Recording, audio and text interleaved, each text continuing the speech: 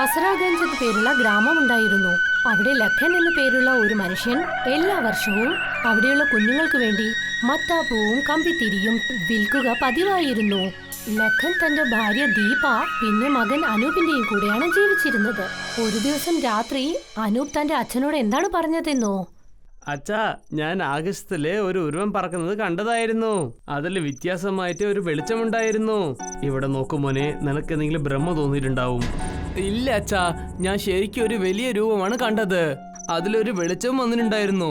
ദീപ, ദീപ, നീ എവിടെയാ ഉള്ളത്? ദാ വരുന്നു, വരാം. ദീപ വീട്ടിനു പുറത്ത് ഉണങ്ങിയ തുണികൾ എടുക്കുകയായിരുന്നു. ആ പണിയെല്ലാം അവിടെ വിട്ട് ലഖൻ വിളിച്ചതിനെ തുടർന്ന് വീട്ടിലേക്ക് വന്നു. എന്താ പറ്റിയത്? എനിക്ക് എന്താ തോന്നുന്നു വെച്ചാൽ നിന്റെ മകൻ എന്തോ സ്കൂളില് വ്യത്യാസമായിട്ട് പഠിക്കുന്നു തോന്നുന്നു. രാത്രിയില് ഇവന് ആകാശത്തിൽ എന്തോ വലിയ പക്ഷിയൊക്കെ കാണുന്നുണ്ടോ അല്ലെ? അതും വെളിച്ചത്തിൽ തന്നെ. അതൊക്കെ വിടൂന്നേ, ദീപാവലി വരാൻ പോവാ. നിങ്ങളുടെ പടക്കങ്ങളെല്ലാം വിൽക്കാനുള്ള സമയമായി. ചെറിയ കുട്ടിയല്ലേ, അവൻ എന്തെങ്കിലും ഒരു ആഗ്രഹം ഉണ്ടാവില്ലേ? എനിക്കൊന്നും ഒരു ഭ്രമയും തോന്നിയിട്ടില്ല. നോക്ക്, ദീപാവലി വരാൻ പോവാണ്. അതുകൊണ്ട് എല്ലാവരും ഗ്രാമത്തിലുള്ളവരൊക്കെ എന്റെ അടുത്താണ് പടക്കം വാങ്ങാൻ വരാൻ പോകുന്നത്. അതുകൊണ്ട് നാളെ എന്റെ കൂടെ വന്നേക്ക്, മനസ്സിലായോ? അനൂപിന് ഒരുപാട് സന്തോഷമായി. പക്ഷെ മറ്റൊരു വശത്ത് ജമീന്ദാർ അമ്മ തന്റെ വേലക്കാരനോട് പറഞ്ഞു, നീൽ, ഈ ദീപാവലിക്ക് ഞാൻ പടക്കക്കട തുടങ്ങാൻ പോകുകയാണ്. ചെയ്തോളൂ മുതലാളി അമ്മേ, പക്ഷേ നിങ്ങൾക്ക് വ്യാപാരം നടക്കില്ലല്ലോ. എന്താ, എന്തുകൊണ്ട് വിൽക്കാൻ പറ്റില്ല? ഞാനെന്താ സാധാരണക്കാരിയാണെന്ന് വിചാരിച്ചോ? പടക്കങ്ങൾ നഗരത്തിൽ നിന്നാ ഞാൻ കൊണ്ടുവരുന്നത്. നിങ്ങൾ പടക്കം നഗരത്തിൽ വാങ്ങിയാലും ശരി, ഇല്ലെങ്കിൽ നിലാവിൽ വാങ്ങിയാലും ശരി, നമ്മളെ ഗ്രാമത്തിലുള്ള എല്ലാവരും ലക്കന്റെ അടുത്ത് മാത്രമേ വാങ്ങുള്ളൂ. ഇതാണ് കാര്യമെങ്കിൽ ഈ കച്ചവടത്തിൽ നിന്ന് അവനെ ഞാൻ വിലക്കണം. ദീപാവലി ഇന്നും വന്നിട്ടേ ഇല്ല. പക്ഷെ ജനങ്ങളൊക്കെ പടക്കം വാങ്ങി ഇപ്പൊ തന്നെ പൊട്ടിക്കാനും തുടങ്ങിയിട്ടുണ്ട്. അവന്റെ കടയിൽ എപ്പോഴും നല്ല തിരക്കും ഉണ്ടാവും. അങ്ങനെയെങ്കിൽ ശരി, ഞാൻ അവന്റെ കട ദീപാവലിക്ക് മുൻപ് തന്നെ കത്തിക്കും. അങ്ങനെ പാതിരാത്രി സമയത്ത് ഹസ്രാഗഞ്ച് കാട്ടിൽ ആകാശത്ത് നിന്ന് ഒരു ഏലിയൻ വിമാനം പറന്നു വന്നു. അതിൽ നിന്ന് ഒരു ഏലിയൻ പുറത്തേക്ക് ഇറങ്ങി. അവൻ ഹസ്രാഗഞ്ചിൽ ചുറ്റിക്കറങ്ങി. അങ്ങനെ നടന്നു വരുമ്പോൾ അവന്റെ കാലടി കൊണ്ട് ഒരു പടക്കം പൊട്ടി.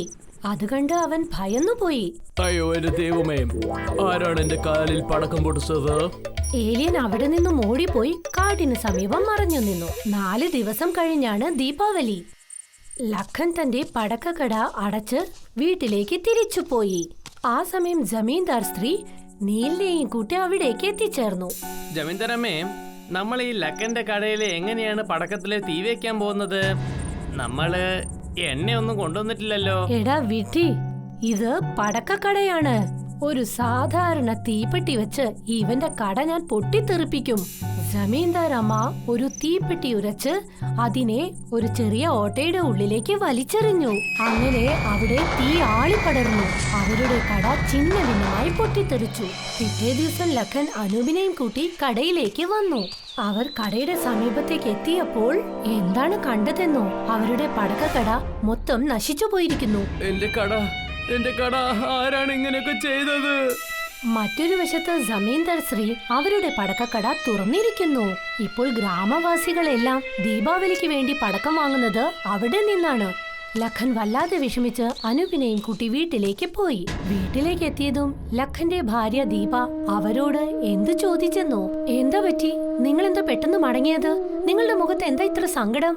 തീർന്നുപോയി, എല്ലാം തീർന്നുപോയി ദീപ. ആരോ നമ്മുടെ പടക്കം കടയിൽ തീ വെച്ചിട്ടുണ്ട് ദീപ. എന്ത്? ആരാണ് ഈ പണിയൊക്കെ ചെയ്തത്? നിങ്ങളുടെ 1 വർഷത്തെ അധ്വാനം ആരോ എളുപ്പത്തിൽ തകർത്തെന്നോ? അനൂപിനും വല്ലാതെ വിഷമമായി. അവൻ വിഷമിക്കുന്നത് കണ്ട ലഖൻ അവനോട് പറഞ്ഞു, ഇവിടെ നോക്ക് അനൂപനെ, ഒന്നും സംഭവിച്ചിട്ടില്ല. നീ എന്തിനെങ്ങനെ വിഷമത്തോടെ നിൽക്കുന്ന? നിനക്കറിയാലോ, നമുക്ക് എന്തെങ്കിലും അങ്ങ് ചെയ്തേക്കാം. നീ പോയിട്ട് പുറത്തു പോയി ഒന്ന് കളിച്ചിട്ട് വാ മോനെ, പുറത്തു പോയിക്കോ. അനൂപ് വീട്ടിൽ നിന്നും പുറത്തേക്ക് ഇറങ്ങി. അവൻ പതുക്കെ നടന്ന് വനത്തിന് നടുവിലേക്ക് എത്തി. അവൻ അവിടെ ഏലിയനെ കണ്ടു. ഏലിയൻ അവനോട് എന്തു പറഞ്ഞെന്നോ? എടാ ഇത് നോക്ക്, ഇത് എന്താണ്? ഇത് എന്തുപോലുള്ള രൂപമാണ്? അതിൽ നിന്ന് ശബ്ദമൊക്കെ വരുന്നുണ്ടല്ലോ. നിങ്ങൾ ഏലിയന്മാരൊക്കെ എങ്ങനെയാണ് വരവേൽക്കുന്നത്? ഏലിയൻ സാർ, അത് ചെറിയ ചെറിയ പടക്കങ്ങളാണ്. ഇതുപോലുള്ളതൊക്കെ ഞങ്ങളും ഞങ്ങളുടെ വലിയ ആൾക്കാരും ദീപാവലി അപ്പൊ പൊട്ടിക്കും. അങ്ങനെയാണോ? ഇതാണോ നിങ്ങൾ ചെറിയ ചെറിയ പടക്കം പറയുന്നത്? എനിക്കും പറഞ്ഞതാ ഈ ചെറിയ ചെറിയ പടക്കം എങ്ങനെയൊക്കെയാ ഉണ്ടാക്കണ്ടേന്ന്. ഏലിയൻ സാർ, പടക്കം ഉണ്ടാക്കാൻ എൻ്റെ അച്ഛനെ വളരെ നന്നായിട്ട് അറിയാം. പക്ഷെ ഇന്ന് ആരോ ഞങ്ങളുടെ കടയ്ക്ക് തീ വെച്ചു. പക്ഷെ ഞാൻ നിങ്ങൾ എന്റെ അച്ഛനടുത്ത് കൂട്ടിക്കൊണ്ടു പോവാം, എന്റെ കൂടെ വരൂ. അനൂപ് ഏലിയനെ തങ്ങളുടെ വീട്ടിലേക്ക് കൂട്ടിക്കൊണ്ടുപോയി. വീട്ടിലേക്ക് എത്തിയ ഏലിയനെ കണ്ട് ദീപ വല്ലാതെ ഭയന്നുപോയി. ഇത് ആരാണ് നീ? ആരാണ് അനു? അതിനെ വിട്ട് നീ തള്ളി വന്നേക്ക്. അച്ഛാ, ഇത് ഏലിയനാണ്, എന്റെ ഫ്രണ്ടാണ്. ഞാനല്ലേ നിങ്ങളെടുത്ത് പറഞ്ഞത്? അന്ന് ഞാൻ പറഞ്ഞില്ലേ ആകാശത്തിൽ എന്തോ കാണാൻ പറ്റിയെന്ന്? ഇത് അവിടുന്നാണ് വന്നത്. ചേട്ടാ, നിങ്ങൾ എന്തിനാ ഇങ്ങനെയൊക്കെ പേടിക്കുന്നത്? എന്തോ നിങ്ങൾ ആദ്യമായിട്ട് ഏലിയനെ കാണുന്ന പോലെ. അപ്പോൾ നിങ്ങൾ ആദ്യമായിട്ടാണോ ഏലിയനൊക്കെ കാണുന്നത്? കണ്ടോളൂ. ശരി, നിങ്ങളെ കൊണ്ട് എന്നെ എന്തെങ്കിലും സഹായിക്കാൻ പറ്റുമോ? നിങ്ങൾ എന്നെ സഹായം ചെയ്തിട്ടുണ്ടെങ്കിൽ ഞാൻ എന്റെ ഏലിയൻ വാഹനത്തിൽ തന്നെ എന്റെ ഗ്രഹത്തിലേക്ക് പോയേക്കും. ലഖൻ ഏലിയനോട് പടക്കം എങ്ങനെ ഉണ്ടാക്കുന്നു എന്ന് പറഞ്ഞു. മത്താപ്പൂവിനെ പറ്റിയും കമ്പിത്തിരിയെ പറ്റിയും എല്ലാ കാര്യങ്ങളും വിശദീകരിച്ചു. എല്ലാം ഇതെല്ലാം കേട്ട് ഏലിയൻ ലഖനോട് പറഞ്ഞു, ഇത് വളരെ എളുപ്പമുള്ള കാര്യമെന്നാണ് തോന്നുന്നത്. ശരി, എല്ലാരും എന്റെ കൂടെ പുറത്തേക്ക് വരൂ. വീട് വിട്ട് പുറത്തേക്ക് വാ. ലഖനും ദീപയും അനൂപും ഏലിയന്റെ കൂടെ വീടിന് പുറത്തേക്ക് ഇറങ്ങി. ഏലിയൻ തന്റെ കൈ നീട്ടിപ്പിടിച്ചു. അപ്പോൾ വലിയ മിന്നലുകൾ താഴേക്ക് വീണു. പെട്ടെന്ന് അവിടെ ഒരു മെഷീൻ വന്നു. ഇതാ ചേട്ടാ, ഇതാണ് ഏലിയൻ ബോംബ് മെഷീൻ. നിങ്ങൾ ഇതിന്റെ ഉള്ളിൽ കല്ലിട്ടാലേ അത് ആ ഭാഗത്തിലേക്ക് നിങ്ങൾ വിചാരിക്കുന്ന പോലെ ഒരു ബോംബായിട്ട് വരും. എങ്ങനെ, അടിപൊളിയല്ലേ? ശരി, ഞാൻ അതുപോലെ ചെയ്ത് നോക്കട്ടെ. തീർച്ചയായും. അനൂപ്, പോയി ഒരു കല്ലെടുത്തിട്ട് വാ മോനെ. അനൂപ് ഒരു കല്ലെടുത്തു കൊണ്ടുവന്ന് തന്റെ അച്ഛന് കൊടുത്തു. ലഖൻ ആ കല്ല് മെഷീനിലേക്ക് ഇട്ടു. ആ മെഷീനിനുള്ളിൽ നിന്നും ഒരു റോക്കറ്റ് പുറത്തേക്ക് വന്നു. ഏലിയൻ റോക്കറ്റ് പടക്കം. ഇത് വളരെ വ്യത്യാസമായിട്ടുണ്ടല്ലോ. ഈ മെഷീൻ ഉണ്ടല്ലോ, ഇത് വളരെ ഏലിയൻ ബോംബായിട്ട് ഉണ്ടാക്കി തരും ചേട്ടാ.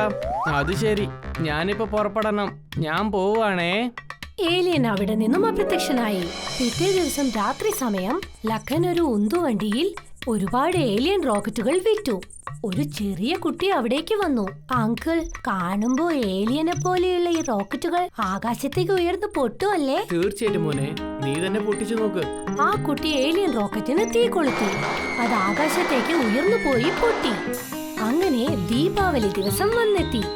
ഗ്രാമവാസികളെല്ലാം ലഖന്റെ കയ്യിൽ നിന്നാണ് റോക്കറ്റുകൾ വാങ്ങുന്നത്. ഇത് കണ്ട നീൽ ജമീന്ദാർ സ്ത്രീയുടെ അടുത്തേക്ക് പോയി. വരൂ നീൽ, അല്ല എന്റെ പടക്കക്കട എങ്ങനെ പോകുന്നു? വളരെ മന്ദമായിട്ട് പോയിക്കൊണ്ടിരിക്കുകയാണ് മുതലാളി അമ്മേ. ആ ലക്കൻ ഏലിയൻ ബോംബ് അങ്ങ് വിറ്റോണ്ടിരിക്കുകയാണ്. അത് വളരെ ഭയങ്കരമായിട്ട് പൊട്ടുന്നുണ്ടോ അല്ലേ? പിന്നെ അതുകൊണ്ട് ആർക്കും ഒരു പ്രശ്നവും വരുന്നില്ലെന്നാ പറയുന്നത്. അതെങ്ങനെ സംഭവിക്കും? നമ്മളല്ലേ അവന്റെ കട കത്തിച്ചത്? ഗ്രാമത്തിലെല്ലാരും എന്താ സംസാരിക്കുന്ന വെച്ചാൽ അവൻ ആ ബോംബ് ഏതോ മെഷീൻ ഉണ്ടാക്കുന്ന പറയുന്നത്. അവൻ അത് ഏതോ ഒരു ഏലിയൻ കൊടുത്തുന്നാ പറയുന്നത്. നീ പറയുന്നത് സത്യോ? അത് നമ്മൾ ആ ഏലിയൻ മെഷീൻ കണ്ടാലല്ലേ നമുക്ക് മനസ്സിലാവുള്ളൂ. പോയി നോക്കാം നമുക്ക്. വീണ്ടും ഒരു തവണ കൂടി അവർ രണ്ടുപേരും ചേർന്ന് ലഖന്റെ കടയ്ക്ക് സമീപത്തേക്ക് എത്തി. രാത്രി സമയമായിരുന്നു. ലഖന്റെ മെഷീൻ അവന്റെ കടയുടെ സമീപം തന്നെയായിരുന്നു.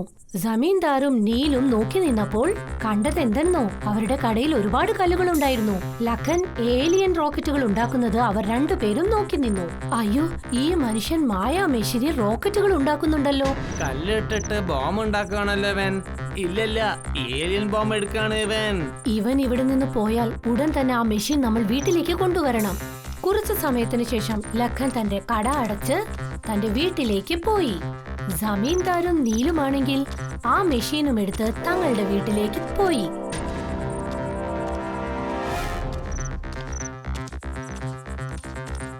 പോകുന്ന വഴിയിൽ ആ മെഷീൻ അവരുടെ കയ്യിൽ നിന്നും താഴേക്ക് വീണു.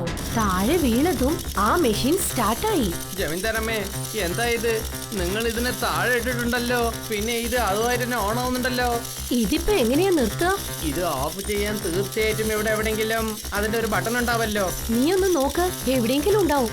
നീൽ ആ ബട്ടൺ അമർത്തിയ ഉടനെ ആ മെഷീൻ ജമീന്ദാർ അമ്മയെയും നീലിനെയും അതിനുള്ളിലേക്ക് വലിച്ചെടുത്തു. അങ്ങനെ ആ മെഷീൻ അവർ രണ്ടുപേരെയും റോക്കറ്റ് പടക്കങ്ങളായി മാറ്റി. പിറ്റേ ദിവസം രാവിലെ ലഖൻ അനൂപിനെയും കൂട്ടി കടയിലേക്ക് വന്നു. പക്ഷെ ആ മെഷീൻ അവിടെ കാണാനില്ലായിരുന്നു. ലഖനും അനൂപും ആ മെഷീൻ അന്വേഷിക്കാൻ തുടങ്ങി. അവരങ്ങനെ അന്വേഷിച്ചുകൊണ്ടിരുന്നപ്പോൾ ആ മെഷീൻ തറയിൽ കിടക്കുന്നത് കണ്ടു. അവൻ നോക്കിയപ്പോൾ അവിടെ 2 റോക്കറ്റുകൾ ഉണ്ടായിരുന്നു. ആ ജമീന്ദാർ സ്ത്രീയും പിന്നെ നീലും ആ 2 റോക്കറ്റ് പടക്കങ്ങളും കയ്യിലെടുത്ത് മെഷീൻ കിട്ടിയ കാര്യം അച്ഛനോട് പറഞ്ഞു. ഈ മിഷൻ എവിടെ എങ്ങനെ എത്തിയത്? പിന്നെ നിന്റെ കയ്യിൽ ഏലിയൻ പകരം ജമീന്ദാർ അമ്മയും പിന്നെ അവരുടെ ജോലിക്കാരനെ പോലുള്ള റോക്കറ്റ് ഉണ്ടല്ലോ, എങ്ങനെ എത്തി? അത്ഭുതമായിട്ടുണ്ട്. ശരി വിട്, നമുക്ക് മിഷൻ എടുത്ത് കടക്കി പോവാം. ലഖൻ ആ മെഷീനും എടുത്ത് തങ്ങളുടെ കടയിലേക്ക് വന്നു. രാത്രി സമയമായി. ദീപാവലി ദിവസത്ത് അനൂപ് ജമീന്ദാർ സ്ത്രീയുടെയും നീലിന്റെയും റോക്കറ്റ് പടക്കം പൊട്ടിക്കാൻ തുടങ്ങി. അതിന് തീ കത്തിച്ചതും അത് ആകാശത്തേക്ക് ഉയർന്നു പോയി പൊട്ടിത്തെറിച്ചു. പക്ഷെ മായാജാലം പോലെ ജമീന്ദാർ അമ്മയും നീലും ജമീന്ദാർ സ്ത്രീയുടെ വീട്ടിലേക്ക് തിരിച്ചു വന്നു. അയ്യോ, ഞാൻ പേടിച്ചു പോയി. ഇനി ഞാൻ ആർക്കും ഒരു ദ്രോഹവും ചെയ്യില്ല. പിന്നെ ഞാനും